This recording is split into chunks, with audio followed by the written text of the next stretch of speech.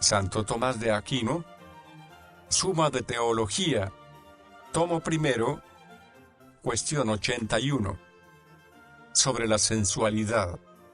Ahora hay que tratar lo referente a la sensualidad. Esta cuestión plantea y exige respuesta a 3 problemas. 1. La sensualidad, ¿eso no es solo una fuerza apetitiva? 2. La sensualidad, ¿se divide o no se divide en irascible y concupiscible, como en potencias diversas? 3. ¿Lo irascible y lo concupiscible, están o no están sometidos a la razón? Artículo 1. La sensualidad, ¿eso no es solamente apetitiva? Objeciones por las que parece que la sensualidad no es solo apetitiva, sino también cognitiva. Dice Agustín en Duodécimo de Trinidad, el movimiento sensual del alma, que se encuentra en los sentidos corporales, no es común con los animales, pero los sentidos corporales caen bajo el orden cognoscitivo. Por lo tanto, la sensualidad es una fuerza cognoscitiva. Más aún, los miembros de una división pertenecen al mismo género, pero Agustín, en Duodécimo de Trinidad, divide la sensualidad en contraposición a la razón superior e inferior, que pertenecen al conocimiento. Por lo tanto, la sensualidad es una fuerza cognoscitiva. Todavía más, en la tentación del hombre, la sensualidad ocupa el lugar de la serpiente, pero la serpiente, en la tentación de los primeros padres, se presenta como quien descubre y propone el pecado, que es algo cognoscitivo. Por lo tanto, la sensualidad es una fuerza cognoscitiva. En cambio, la sensualidad se define como el apetito de cosas pertenecientes al cuerpo. Solución. Hay que decir, la palabra sensualidad parece haber sido tomada del movimiento sensible, del que habla Agustín en Duodécimo de Trinidad, de la misma manera que el nombre de potencia se toma del acto, como la visión, de ver, pero el movimiento sensual es un apetito que sigue al conocimiento sensible. El acto de la facultad cognoscitiva no es movimiento en sentido tan propio como lo es el acto del apetito, pues la operación cognoscitiva se consuma con la presencia de lo conocido en quien conoce, mientras que la operación apetitiva consiste en la tendencia del sujeto que desea hacia lo deseado. De este modo, la operación cognoscitiva se parece más al reposo, la operación apetitiva, por su parte, al movimiento. Por eso, el movimiento sensual es entendido como la operación de la potencia apetitiva, y, así, sensualidad es el nombre del apetito sensitivo. Respuesta a las objeciones.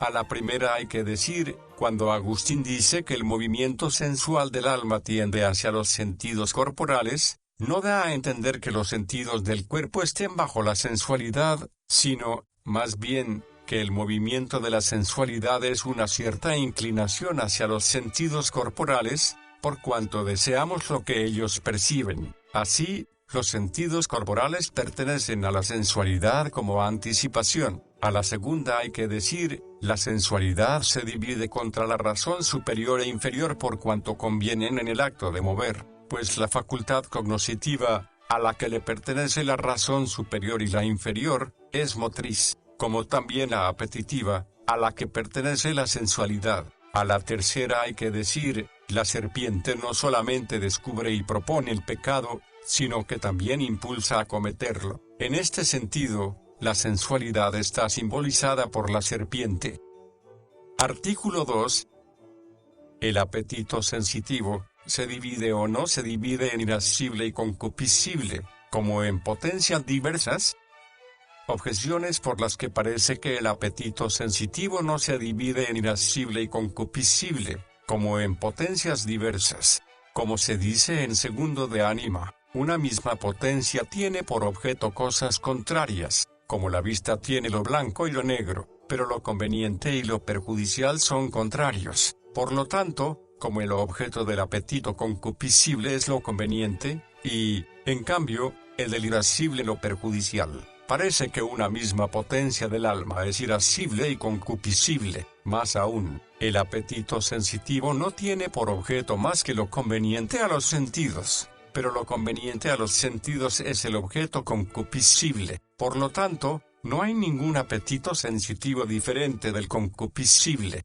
Todavía más, el odio está en el irascible, pues dice Jerónimo en Mateo 13:33, en el irascible odiemos los vicios, pero el odio, por ser contrario al amor, se encuentra en el concupiscible. Por lo tanto, la potencia concupiscible e irascible es la misma. En cambio está el hecho de que Gregorio Niceno y el Damasceno sitúan estas dos potencias, la irascible y la concupiscible, como partes del apetito sensitivo. Solución: hay que decir, el apetito sensitivo es una facultad genérica llamada sensualidad, pero dividida en dos potencias, cuyas especies son la irascible y la concupiscible. Para entender esto, hay que tener presente que es necesario que en los seres naturales corruptibles no solo debe haber tendencia a procurarse lo conveniente y eludir lo perjudicial, sino que también debe haber tendencia a resistir lo corruptivo y adverso, que son obstáculos para conseguir lo conveniente, y son también fuente de perjuicios. Así, el fuego no solo tiende por naturaleza a alejarse de un lugar bajo, que le es contrario, y a elevarse, que le es propio también por naturaleza, sino que también tiende a resistir ante todo lo que le altera y obstaculiza. Así, pues, porque el apetito sensitivo es una tendencia que sigue al conocimiento sensitivo, como el apetito natural es una tendencia que sigue a la forma natural, es necesario que en la parte sensitiva del alma haya dos potencias apetitivas, una, por la que el alma tienda simplemente hacia lo conveniente en el orden sensible, y rehuya lo perjudicial. A esta la llamamos concupiscible. Otra, por la que el animal rechaza todo lo que se le opone en la consecución de lo que le es conveniente y le perjudica. A esta la llamamos irascible, cuyo objeto denominamos lo difícil, esto es, porque tiende a superar lo adverso y prevalecer sobre ello. Estas dos tendencias no se reducen a un solo principio, porque a veces el alma, a pesar de la tendencia de su apetito concupiscible, se ocupa de lo triste con el objetivo de superar los obstáculos, conforme con la tendencia irascible. Por eso, también parece que hay lucha entre las pasiones del irascible y las del concupiscible, pues, encendida la concupiscencia, disminuye la ira, y encendida la ira, disminuye la concupiscencia. Esto mismo se desprende con claridad del hecho de que el irascible es como campeón y defensor del concupiscible, ya que irrumpe contra los obstáculos que impiden alcanzar lo conveniente que apetece el concupiscible, e irrumpe contra lo perjudicial de lo que huye el concupiscible. Por eso, todas las pasiones del irascible empiezan en las del concupiscible y en ellas terminan. Esto sucede con la ira, que nace de aquella tristeza que afecta al sujeto, y,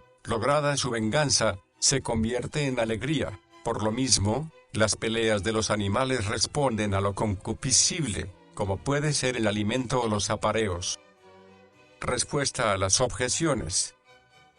A la primera hay que decir, el apetito concupiscible tiene por objeto tanto lo conveniente como lo perjudicial, pero el irascible se centra en la resistencia a lo perjudicial, combatiéndolo. A la segunda hay que decir, así como en las facultades cognoscitivas, en la parte sensitiva hay una facultad estimativa, que, como dijimos anteriormente, percibe lo que no impresiona al sentido. Así también, en el apetito sensitivo hay una facultad que tiende hacia algo que no es conveniente para el deleite de los sentidos, pero sí útil al animal para su defensa. Esta es la potencia irascible. A la tercera hay que decir, en cuanto tal, el odio pertenece al concupiscible, pero por razón de la lucha que provoca, puede pertenecer al irascible.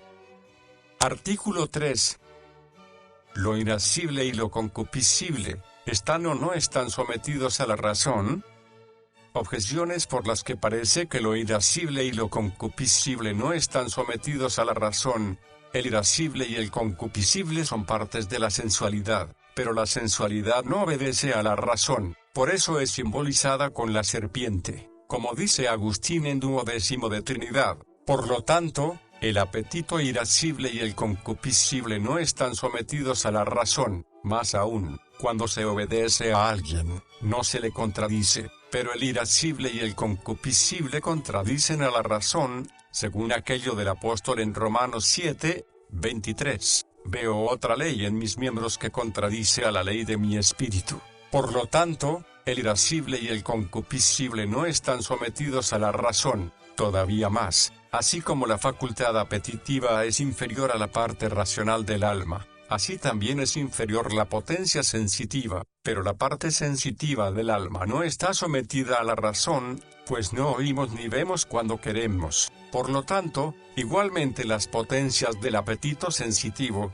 es decir, el irascible y el concupiscible, tampoco están sometidos a la razón. En cambio está lo que dice el Damasceno: lo que está sometido y se deja persuadir por la razón se divide en concupiscencia e ira. Solución: hay que decir, el irascible y el concupiscible están sometidos a la parte superior, en la que reside el entendimiento o razón y la voluntad, de dos maneras: una, con respecto a la razón; otra, con respecto a la voluntad. Están sometidos a la razón en cuanto a sus mismos actos. Esto es así porque en los otros animales el apetito sensitivo está ordenado a ser movido por la potencia estimativa. Ejemplo: la oveja teme al lobo porque lo estima enemigo suyo. Como dijimos anteriormente, el hombre, en lugar de la potencia estimativa, tiene la cogitativa, llamada por algunos razón particular, porque compara las representaciones individuales. Por eso, de ella proviene en el hombre el movimiento del apetito sensitivo. La razón particular es movida y regida naturalmente por la razón universal. Por eso, en la argumentación silogística, de las proposiciones universales se deducen conclusiones particulares. De este modo, resulta evidente que la razón universal gobierna el apetito sensitivo, dividido en concupiscible e irascible, y que este apetito le está sometido, y porque el resolver los principios universales en conclusiones particulares no es una obra del entendimiento en cuanto tal, sino de la razón, se dice que el apetito concupiscible y el irascible están sometidos a la razón más que al entendimiento. Esto puede experimentarlo cada uno en sí mismo, ya que, recurriendo a ciertas consideraciones generales, se mitigan o intensifican la ira, el temor y otras pasiones similares. Igualmente, el apetito sensitivo se subordina a la voluntad en orden a la ejecución, que se lleva a cabo por medio de la fuerza motriz. En los animales, a la actividad concupiscible e irascible inmediatamente le sigue el movimiento. Ejemplo: en la oveja, que huye inmediatamente por temor al lobo. Esto es así porque no hay en ellos un apetito superior que le contradiga. En cambio, el hombre no se mueve inmediatamente impulsado por el apetito irascible y concupiscible, sino que espera la orden del apetito superior, que es la voluntad, pues en todas las potencias motoras, ordenadas entre sí, la segunda no se mueve a no ser por la primera. Por eso, el apetito inferior no es suficiente para mover hasta que no lo consiente el superior. Esto es lo que dice el filósofo en Tercero de Ánima: el apetito superior mueve al inferior como la esfera superior a la inferior. Por lo tanto, así es como el apetito irascible y el concupiscible están sometidos a la razón. Respuesta a las objeciones.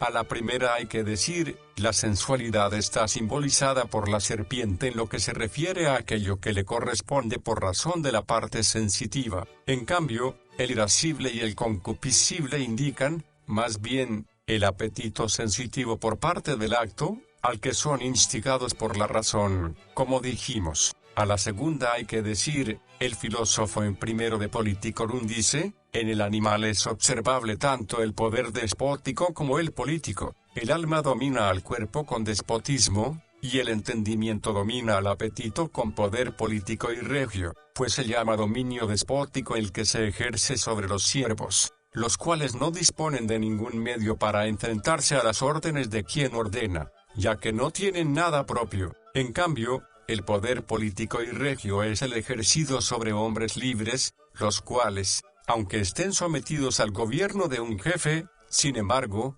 poseen cierta autonomía que les permite enfrentarse a los mandatos. Así, se dice que el alma domina al cuerpo con poder despótico, ya que los miembros del cuerpo en nada pueden oponerse al mandato del alma, sino que, conforme a su deseo inmediatamente mueven el pie, la mano o cualquier otro miembro capaz de movimiento voluntario. En cambio, Se dice que el entendimiento o la razón ordenan al apetito concupiscible e irascible con poder político, porque el apetito sensitivo tiene cierta autonomía que le permite enfrentarse al mandato de la razón, pues el apetito sensitivo, por naturaleza, no solo puede ser movido por la facultad estimativa en los animales y por la cogitativa en el hombre, siendo ésta dirigida por la razón universal, sino también por la imaginación y los sentidos. De ahí que experimentemos la resistencia que el apetito concupiscible e irascible oponen a la razón, al sentir o imaginar algo deleitable que la razón veta o algo triste que la razón ordena. Por eso, la resistencia que el irascible y el concupiscible oponen a la razón no excluye que le estén sometidos. A la tercera hay que decir, los sentidos externos para obrar necesitan ser estimulados por los objetos sensibles exteriores, cuya presencia no depende de la razón, pero las facultades interiores, tanto apetitivas como aprehensivas, no necesitan objetos exteriores. De este modo, están sometidas al imperio de la razón, que puede no solamente provocar o calmar los afectos de las potencias apetitivas, sino también formar las representaciones de la potencia imaginativa.